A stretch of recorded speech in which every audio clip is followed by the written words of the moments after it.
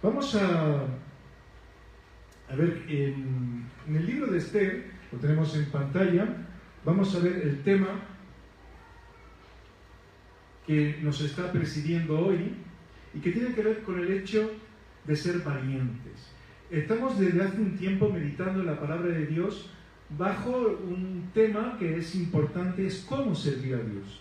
Hay muchas personas que dicen que Cristo es su Señor, pero si Él es Señor de nuestras vidas, nosotros tenemos que ser sus siervos, tenemos que servirle, tenemos que saber cómo hacerlo. Hoy estábamos meditando uno de los textos bíblicos, pensando en lo que es la palabra de Dios que nos muestra su voluntad, lo importante que es dedicar tiempo para saber qué es lo que Dios quiere de mi vida y aplicar la voluntad de Dios para que nos vaya bien.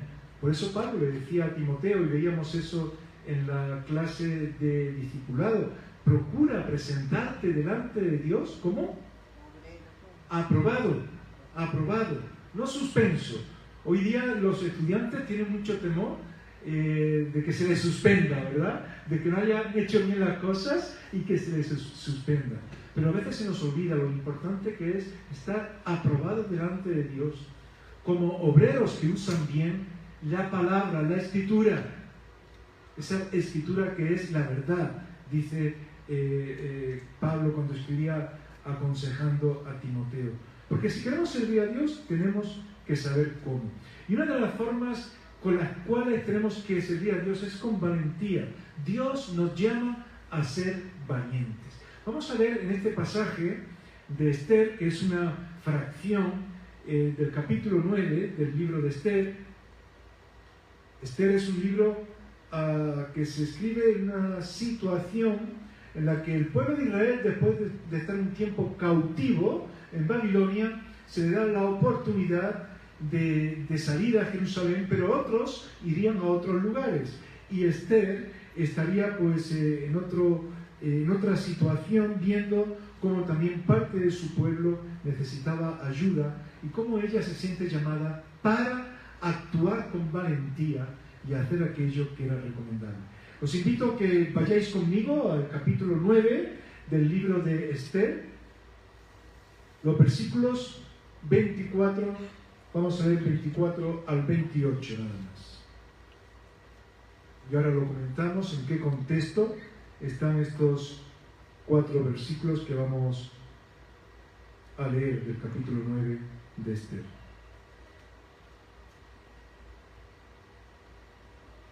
Dice así este versículo 24: porque Amán, hijo de Medata Agageo, enemigo de todos los judíos,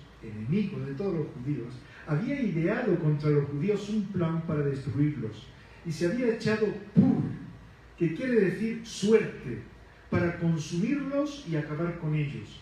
Mas cuando Esther vino a la presencia del rey, él ordenó por carta que el perverso designio que aquel trazó contra los judíos recayera sobre su cabeza y que colgaran a él y a sus hijos en la horca. Por eso llamaron a estos días Purim, por el nombre Pur, y debido a las palabras de esta carta y por lo que ellos vieron sobre esto, y lo que llevó a su conocimiento, los judíos se establecieron y tomaron sobre sí, sobre su descendencia y sobre todos los allegados a ellos, que no dejarían de celebrar estos 2 días, según está escrito tocante a ellos, conforme a su tiempo cada año, y que estos días serían recordados y celebrados por todas las generaciones, familias, provincias, ciudades, que estos días de Purim no dejarían de ser guardados por los judíos y que su descendencia jamás dejaría de recordarlos. Bueno, aquí vamos a poner en contexto un poco lo que está ocurriendo, porque leyendo este pasaje, si no conocemos el libro de Esther, nos puede sonar incluso un poco raro. ¿Qué es lo que estamos leyendo aquí? ¿Qué es lo que está ocurriendo? Bueno, estamos viendo la realidad de, pues, en ese tiempo donde los persas tenían un poder significativo, el pueblo de Israel pudo salir con cierta tolerancia a ocupar ciertos lugares y desarrollarse. Y había un grupo de judíos en esta zona donde estaba el rey Asuero, donde pues había unas leyes diferentes, a lo que los judíos tenían, que a veces tenían dificultades incluso para poder adorar a Dios conforme a lo que ellos entendían, y donde había una persona que se había constituido en enemigo de los judíos, que era Amán, que era uno de los principales de este lugar donde se encontraba Esther y otros muchos judíos. La Biblia nos muestra algo que es importante y nos lo muestra también por medio de este libro. Y lo vamos a ver en la misma persona de Esther, pero lo vemos en muchas personas de la Biblia. Y es la importancia de dedicar a Dios el tiempo y lo más valioso que tenemos, porque Dios nos va a usar de la mejor manera también. Es decir, cuando le damos prioridad a Dios, Dios nos bendice, Dios encamina a nuestras vidas. Recordad el texto que en el Nuevo Testamento recordamos fácilmente, aquellos que ya llevamos tiempo en el Evangelio, donde nos dice que tenemos que buscar primero el reino de Dios y su justicia, ¿y qué? Y todo lo demás vendrá por añadidura. Y el Señor quita nuestras angustias cuando confiamos en Él y actuamos de esta manera. Dios nos llama a darle más importancia a Él que a las cosas materiales. Yo no sé si os acordáis de Abraham. ¿Alguien ha oído hablar de Abraham? ¿Sí? Cuando todavía antes se llamaba Abraham. Luego se cambió el nombre, que significaría padre de multitudes, por la promesa que Dios le dio que iba a tener una gran descendencia. Pero no vamos a hablar ahora de esto porque estamos en el libro de Esther. Pero simplemente mencionar algo en cuanto al valor que Abraham le da a las cosas de Dios. Dios llama a este hombre que fue un patriarca en el Antiguo Testamento, donde había una gran descendencia, a salir de una tierra pagana, que era Ur de los Caldeos. Pagana porque no era un lugar donde se adoraba a Dios, no era un lugar donde a Dios se le daba importancia. Y Dios dice a Abraham: sal tú y tu familia de este lugar, porque yo te voy a llevar a otro sitio, a ver una gran descendencia y se va a formar una gran nación. Bueno, Abraham se sintió llamado por Dios y le creyó y salió de allí en busca de sus promesas. Y salió con su parentela. ¿Sabéis quién le acompañó de forma muy cercana? Un sobrino. ¿Sí? ¿Os acordáis cómo se llamaba? Lot. Se llamaba Lot. Y cuando ellos salen para alcanzar las promesas de Dios, se tienen que repartir el territorio, tienen que acampar, tienen que repartirse los animales. Y fijaros que Abraham, precisamente, cuando tiene que plantearse con qué se va a quedar Lot y dónde va a estar él, ¿qué es lo que él hace? Que Lot sea quien escoja. Dice: hombre, yo soy tu tío, soy mayor, yo voy a escoger y yo te voy a decir, no, escoge lo que quieras. ¿Por qué? Porque Abraham confiaba en la providencia de Dios, en la providencia de Dios. Dios lo llamó, Dios le llevaría a alcanzar las promesas y lo mejor en su vida. Y eso es algo que lo vemos en la vida de Abraham si siguiéramos viendo diferentes momentos en los cuales él fue bendecido. La Biblia nos habla de confiar en Él, de poner a Él en primer lugar, y las cosas van a ir bien. A ser valientes en ello, a apostar, podríamos decir, en el sentido de invertir nuestras vidas en las cosas de Dios. La Escritura nos dice que no invirtamos nuestra vida en lo que se corrompe con el tiempo, sino que hagamos nuestro tesoro en el cielo, porque aquí estamos de paso, y lo que invirtamos aquí que tenga una repercusión arriba, porque si no se nos va a caer tarde o temprano todo.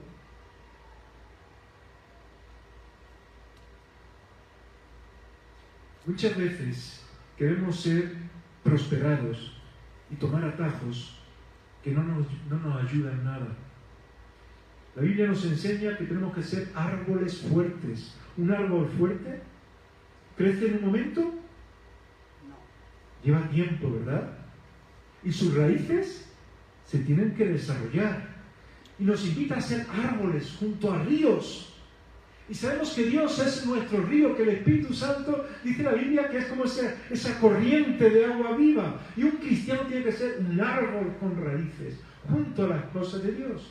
Pero muchas veces queremos tener frutos rápidos, queremos tener todo enseguida y muchas veces nos convertimos en hierba que parece que rápidamente crece, pero que también rápidamente se seca. Y eso es algo que la palabra de Dios destaca de una forma importante. Por eso, lo que vemos en el libro de Esther, en definitiva, tiene que ver con el hecho de darle a Dios siempre el mayor valor. El rey David fue llamado a construir un lugar para Dios. ¿Os acordáis? El templo de Israel.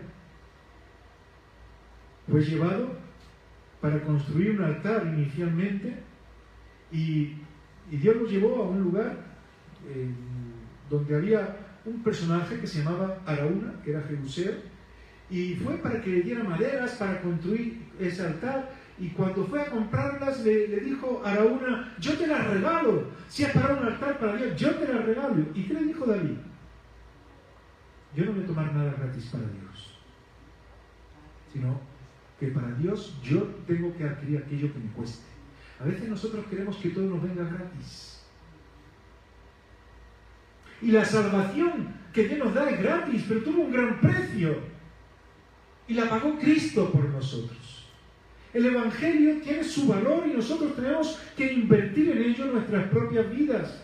Ser cristiano, ser evangélico, creer en el Evangelio no es pensar que la salvación es gratuita. Ha costado mucho. Claro que a nosotros no nos cuesta nada en el sentido de que no tenemos que pagar, pero tenemos que poner nuestra vida en las manos de Dios.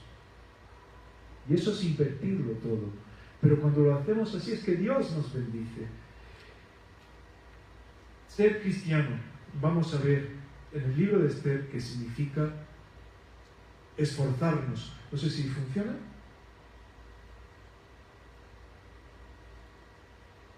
Esforzarnos en las cosas de Dios. Es decir, ser valiente significa esfuerzo. Dedicar a las cosas de Dios. No cualquier cosa, no lo que no me cueste, lo que no sea. Hay muchas personas, yo las he escuchado quejándose. Bueno, es que en España parece que no hay grandes edificios para las iglesias evangélicas. Quizás porque yo me planteo, quizás es que no nos hemos acostumbrado a invertir lo que Dios realmente debería recibir de nosotros para que Dios lo use en nuestro propio beneficio. ¿Cómo Dios cubre el hambre de una gran multitud? Cuando hay generosidad de unas personas que sin tener prácticamente nada lo ponen delante de Él. Y Dios bendice a esas personas y cubre el hambre de una gran multitud. Nos hemos acostumbrado a que nos regalen los templos. Vamos a pedirle al gobierno a ver si nos puede dar esto. Bueno, los misioneros un día nos dieron dinero y levantamos esto, y otros nos dieron esto y levantamos lo otro, y así. Y cuando ya nos dejaron de dar, podría ser ese el problema. Y lo decimos: señores, es que en España es muy complicado. Quizás tiene que ver con el hecho de que no nos esforzamos por aquello que es necesario. Esther era una mujer que era creyente, creía en Dios. Quizás su religiosidad ya estaba muy, no sé, podía tener ciertas costumbres extrañas, podríamos decir. Había sido de alguna forma también influida por esa cultura persa. Estaba en un pueblo donde los judíos estaban maltratados y su tío, que era Mardoqueo, le dijo, porque llegó incluso Esther a casarse con Asuero, con este rey persa. ¿Os acordáis? Y este rey persa era monógamo o polígamo. ¿Sabéis lo que significa, no? Todo muy bien. Porque nosotros estamos acostumbrados a que el matrimonio, no a que estemos acostumbrados, sino que como cristianos, yo digo acostumbrados culturalmente, en un país como España, en Occidente, normalmente es monógamo. Pero hay culturas donde los matrimonios son polígamos. Y es muy curioso, pues eso suele ser normalmente en culturas machistas. Porque cuando hablamos de polígamos es un hombre con muchas mujeres, no al revés. Y en aquel tiempo, el rey Asuero tenía muchas mujeres, y una de ellas era Esther. Nosotros como cristianos entendemos que no debe de ser así, que una El matrimonio se forma por un hombre y por una mujer. Pero había esa influencia. Y Mardoqueo, tío de Esther, le dice, oye, tú que tienes acceso al rey, intenta defender al pueblo judío. Porque hay alguien que ha echado suertes, es decir, echaron así uno de los principales del gobierno, de los que tenían la confianza del rey, que era Amán, le tenía manía a los judíos y decía que había salido, que era la voluntad de los dioses cargarse a todos los judíos. Y Mardoqueo dice, oye, tienes que interceder por el pueblo. Y esta mujer, que quizás no entendía mucho, sabía que Dios era real. Y quizás no tenía mucha... Fijaros que en el libro de Esther hay una cuestión muy curiosa. El libro de Esther fue el último que se introdujo, se reconoció como un libro inspirado para estar dentro de lo que es la Biblia. ¿Sabéis por qué? ¿Alguien recuerda? Hay un motivo. ¿No? Alguien se tiene que acordar. ¿Por qué el libro de Esther fue el último en entrar en la Biblia? Porque no aparece el nombre de Dios en todo el libro. En el libro de Esther no aparece el nombre de Dios. Y uno de los requisitos para que los libros fuesen aceptados es que en el libro apareciera el nombre de Dios. Pero era un libro que usaba el pueblo de Israel. De hecho, vamos a ver cómo se usaba. Pero Esther no era una mujer muy religiosa en ese sentido, judío y demás, pero era una mujer que amaba a Dios. Y aún sin aparecer el nombre, fue una mujer que puso su vida delante de Dios para servirlo. Para servirle. Formaba parte de su pueblo y no podía permitir que el pueblo fuese amenazado por este hombre que se lo quería cargar. Y por eso es que se esforzó y arriesgó su vida hasta tal punto que en el mismo libro, en el capítulo 4, en el versículo 16, si más no recuerdo, le dice, mira, si tú vas delante del rey. Las mujeres en aquel tiempo podían ir delante del rey solamente cuando el rey los llamaba. Que venga la mujer tal. Se cansaba de que venga otra. Y no podía ir otra a menos que el rey la invitara. Y Esther dijo antes de que mi pueblo sea dañado, yo voy a ir a la presencia del rey. Pero te van a matar, porque la culpa o la pena de ponerse delante del rey sin que el rey la invitara era la muerte. Y hay un texto ahí que podéis ver en Esther 4:16, donde ella dice, si he de morir, que muera, pero yo voy a hacer aquello que es necesario. Sentía de Dios que tenía que interceder por su pueblo, e intercedió por su pueblo. Y es muy interesante. El pueblo de Israel en aquel tiempo era un pueblo también de celebración.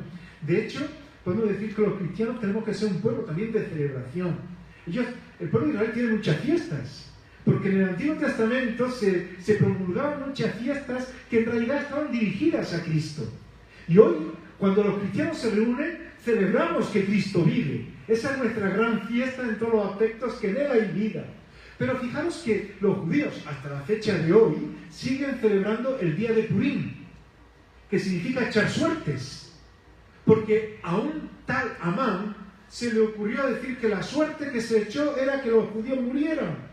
Y es que el maligno, Satanás, siempre está echando suerte para cargarse el proyecto de Dios, que somos nosotros. Dios nos ha creado para estar con Él, pero hay alguien que no quiere. Hay alguien que es el opositor, que es el contrario, y que quiere enviarnos por atajos, por cuestiones fáciles, por aquí vas a conseguir esto, como dicen algunos, me irá bien cuando me toque la lotería, ¿no?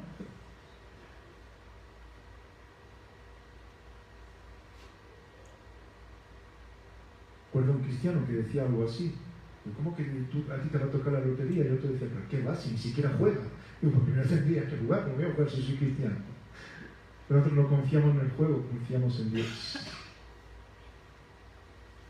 Pero a veces queremos tomar atajos. Cuando confiamos en Dios y hacemos las cosas conforme a lo que Dios quiere, somos ese árbol fuerte. Y hay fiesta, hay celebración. Fijaros que efectivamente el rey concedió a Esther un privilegio. y es que ningún judío fuese tocado. Y todos los que habían hecho o preparado ese maleficio de ir en contra y cargarse a los judíos, que muriesen tal como habían acordado para los judíos. Y precisamente el día 14 de Adar, que es un nombre que tiene uno de los meses hebreos de los judíos, que suele corresponder con el mes de febrero o en marzo, más normalmente en marzo, 14 de marzo se celebra el día de Purim, que ya no es la suerte de irse a por los judíos, sino que la suerte ha cambiado. Dios nos ha librado. Y desde entonces se celebra. Pero hay tantas fiestas que hablan de cómo Dios ha obrado y que se han convertido simplemente en celebraciones vacías. Para muchos, Purim, para Israel, es como para muchas culturas cristianas, ¿sabéis qué? Puede parecer una barbaridad, pero es una festividad donde hoy día se disfrazan, se emborrachan, toman de todo, caminan por las calles, como un tipo de carnaval, que no tiene ya ningún sentido, tristemente. Así es como algunos lo comentan. Esther consigue ser reina, esposa de Asuero, intercede, la suerte es cambiada, y hoy día podemos celebrar que efectivamente hay salvación cuando confiamos en Dios, y que lo que pasó el día que se conoce como el día de Purim, usando Dios a una mujer que era Esther. Y es muy interesante lo que Esther hizo que ahora me viene a la mente, el Señor me está recordando de alguna forma. Es que Esther, cuando fue a la presencia de Asuero, o Jerjes, que también se le conoce, dijo: mira, yo voy a ir allí, pero yo no quiero ir sola. Si queréis que interceda por el pueblo, ¿sabéis qué tenéis que hacer? ¿Sabéis qué tenía que hacer el pueblo? Ayunar. Ahora vais a ayunar. Y vais a estar pendientes de eso. Yo no quiero entrar sola. Qué bueno es esforzarnos por las cosas de Dios para luego darnos cuenta que hay celebración. Y Esther tuvo que arriesgar su vida. Si es de morir, que muera. Pero Dios salva, Dios bendice, Dios prospera cuando confiamos en Él. Pero tenemos que estar dispuestos. Tenemos que estar dispuestos a esforzarnos en las cosas de Dios, y va a haber celebración. En la fiesta de Purim se ayudaba a los pobres también originalmente, se daban regalos, se bendecía a las personas, se ayunaba un día. Interesante. En realidad hay una enseñanza también en esta fiesta que nos anima. Bueno, se me había olvidado resaltar lo importante que es la celebración. Bueno, ya lo he mencionado. Recordad que un cristiano tiene que ser alguien alegre, que festeja que Cristo es su Salvador. ¿Amén? ¿Sí o no? Sí. ¿Recordáis el dicho de que un cristiano triste es... ¿no? Un cristiano triste es... muy fácil. Un cristiano triste es un triste cristiano. Una persona... sí, podemos pasar por momentos complicados y llorar. Pero nuestra confianza tiene que estar en el Dios Todopoderoso, en el Dios que obra, en el Dios que salva. La enseñanza de esta fiesta tiene que ver con todo esto. Es verdad que no se menciona el nombre de Dios, pero se resalta la fe en Dios, la fe de una mujer que junto con un pueblo, con su tío Mardoqueo, están dispuestos a significar lo importante que es aquel que les ha creado, aquel que les da vida, aquel que tiene poder para salvar. La mayor parte de la Biblia nos habla de cómo Dios tiende sus manos a las personas para ayudarnos. Pero los hombres, cada uno de nosotros, hombres y mujeres, tenemos que extender también nuestras manos para sujetarnos a las manos de Dios y dejar que las cosas cambien. Y esa es la enseñanza de esta fiesta de Purim. Personas valientes para vivir por fe lo que es la salvación. Porque Esther está manifestando, el libro de Esther nos muestra la salvación. En este mundo hay condenación, hay corrupción. La Biblia lo llama pecado, Pecado es vivir sin Dios. Y las consecuencias se pueden manifestar de muchas maneras. Es el orgullo. Es el hecho de querer estar uno por encima del otro. Pero Dios ha venido a salvarnos a pesar del pecado del hombre. Hay una oportunidad para que todo cambie. Y esa oportunidad se llama Cristo. Sabéis que hay una fiesta que está muy pegada a la fiesta de Purim, donde nos habla de la salvación. ¿Sabéis qué fiesta es? Que también celebraban los judíos. Será la Pascua, ¿no? La Pascua, la fiesta de la Pascua. ¿Y qué era la fiesta de la Pascua? Una fiesta de salvación, de recordar cómo Dios salva.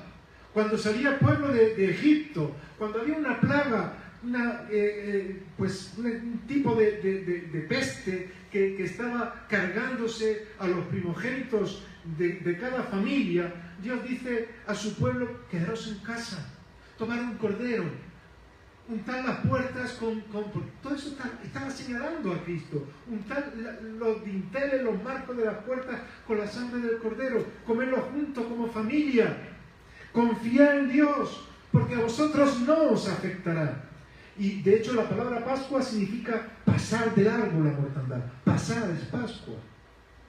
Hoy los cristianos, cuando Jesús se sentó con los apóstoles en esta fiesta de salvación, dijo: ese cordero soy yo mismo, mi vida entregada por todos vosotros. Así que cuando reunáis, recordad salvación, recordad que mi vida ha sido puesta en la cruz por vosotros. Y Jesús resucitó. Y realmente lo que nos está manifestando esta fiesta es que hay salvación en Cristo. Que Él es el que libera. Cuando todo está dirigido, que parece que no hay ninguna salida, Cristo siempre será esa salida. Porque aunque el diablo eche suerte contra nosotros, Él ya está condenado, porque Cristo murió en la cruz por nuestros pecados. Y dice la Biblia que la cabeza de la serpiente fue aplastada. Y de Cristo es la victoria. Y la es en cada vida que está dispuesta a ponerse en las manos de Dios. Por eso cuando los cristianos, incluso en la Iglesia Católica se llama Eucaristía, nosotros la llamamos la Cena del Señor, ¿verdad? Que es cuando tomamos el pan y tomamos el vino y recordamos el cuerpo del Señor Jesús entregado por todos nosotros en la cruz, o su sangre derramada que recordamos por medio del vino. Estamos hablando de esa Pascua que Jesús la asumió en su propia persona para decir: en mí hay salvación. Solamente en Él hay salvación. Esther dijo: si tengo que morir, que muera. Estaba dispuesta a sacrificarse por Israel, por su pueblo. No tuvo que morir. Dios la salvó. Pero Cristo sí tuvo que morir por cada uno de nosotros. Jesús, como hombre, murió por todos. Cristo encarnado en Jesús, como hombre, murió en la cruz por todos nosotros. Resucitó. Y en Él hay libertad. En Él hay vida.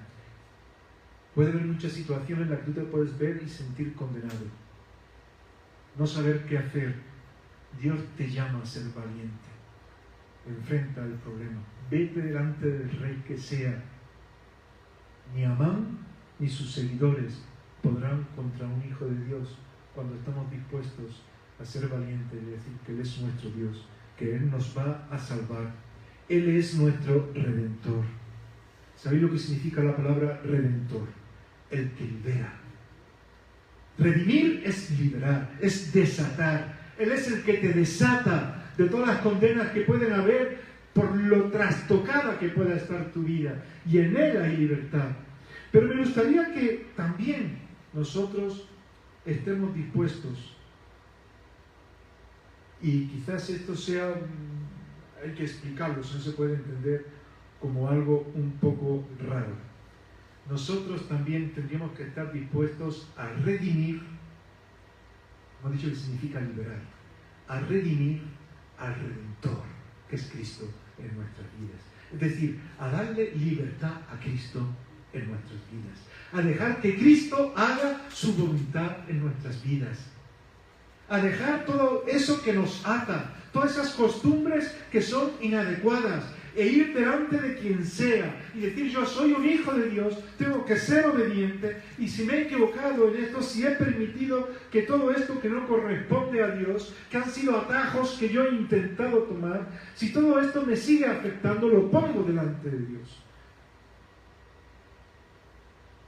Cristo, que murió en la cruz por ti, es el que te da promesa de libertad y de vida, para que tú puedas andar y ser un árbol plantado en ese aspecto también, junto a ese agua que refresca, que da vida, que te hace festejar que Cristo vive. No le des a Dios lo que no te cuesta. Pon tu vida delante de Dios, tu tiempo, tus bienes, tu cabeza, todo lo que hay. Dile a Dios que tome el control, porque Dios va a hacer siempre lo mejor para ti. Y así morirán aquellos que nuestro mal pueden desear. Dios nos ha puesto para ir de victoria en victoria. Y de victoria en victoria significa que habrá problema en problema. Por eso habrá victoria en victoria. Y cuando venga el problema, no hay que salir corriendo, hay que ser valientes. Y el que nos llamó para ser bendecidos nos llevará a una nueva bendición. La bendición de experimentar que Dios es real, que Dios bendice. Hay muchas personas que se equivocan y edifican sus vidas sobre lo que no es bueno. En España, y termino, hay muchos pueblos donde se ha permitido edificar en ramblas. ¿Sabéis lo que son las ramblas? Son ríos o cauces que en un tiempo han tenido agua y ya no tienen. Y cuando el suelo se valora tanto y se escatima tanto, pues a veces se permite construir en esas ramblas. ¿Y qué pasa? Que cuando cae agua, las casas se inundan.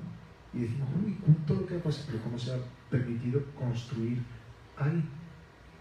Muchas veces el maligno quiere que construyamos sobre zonas que creemos que son buenas, pero son ramblas, son lugares peligrosos. Dios quiere que edifiques bajo su voluntad, en sus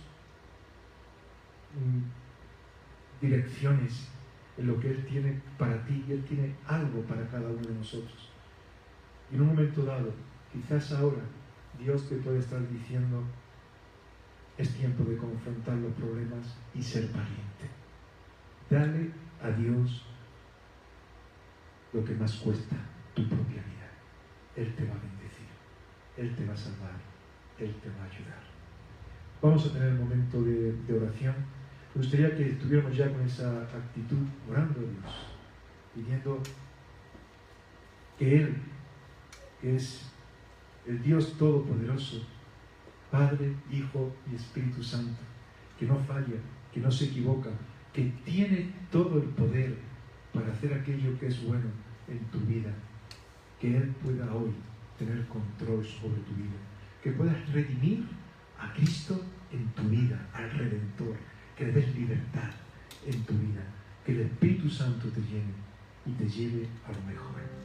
Padre, queremos darte gracias, porque sabemos que en ti hay vida. Señor, a veces nos dejamos llevar, incluso por la religiosidad que hay alrededor de nosotros, por costumbres que quizás tú no quieres. Y Señor, queremos estar dispuestos a mirarte a ti, a buscar tu voluntad, a estar dispuestos a extender nuestras manos por medio de la fe para alcanzar esa mano extendida de gracia que tú ya has extendido antes para ayudarnos, para levantarnos. Igual que usaste a Esther, que quizás no sabía mucho, pero confiaba en ti, junto con un pueblo, junto con su tío. Nosotros como iglesia queremos confiar en ti y queremos pedirte que nos guíes. Quizás hay algo que en estos momentos por nosotros mismos no sabemos cómo hacer, cómo controlar. Pero Señor, queremos pedirte que nos ayudes.